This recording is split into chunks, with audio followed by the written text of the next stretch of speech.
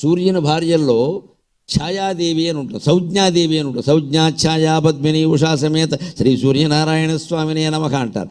సంజ్ఞాదేవి ఆవిడకి సూర్యుడితో కాపురం చేసి విసుగొచ్చింది. ఎందుకు వచ్చింది విసుగు అంటే, ఆ వేడి భరించలే, కోపం వచ్చి పుట్టింటికి వెళ్ళిపోతుంటే సూర్యనారాయణ స్వామికి మళ్ళీ అనుమానం రాకుండా ఏం చేసిందంటే, పుట్టింటికి వెళ్ళిపోయిందని ఆక్షేపిస్తారు. మరి అప్పట్లో పద్ధతి కాదు కదా అలా వెళ్ళడం. అందుకని ఆవిడ ఛాయ, ఆవిడ నీడని అక్కడ పెట్టింది. ఆవిడ ఛాయ రెండో భార్య. అందుకని సూర్యుడికి 4 పెళ్ళిళ్ళు అయ్యాయి అనుకోకండి, ఎవరికి అవ్వమ్మా. దేవతల్లో ఎవరికి 2 పెళ్ళిళ్ళు అవ్వలేదు. ఈ కళ్యాణాలని ఎందుకంటే మనకు ఆలస్యపానికి అసలు వాళ్ళకి భార్యలు లేరు. ఆ భార్య భర్త ఇవన్నీ ఐడియలాజికల్ రిలేషన్స్ అంటారు. వాటి వెనకాల ఒక ఐడియా ఉంటుంది. సంజ్ఞ అంటే మేలుకొలుపు, అందరినీ మేలుకొలిపేది సూర్యుడే. ఛాయ అంటే నీడ, సూర్యుడు ఉన్నప్పుడే నీడ ఏర్పడుతుంది. అర్ధరాత్రి నీడలే ఉంటాయి.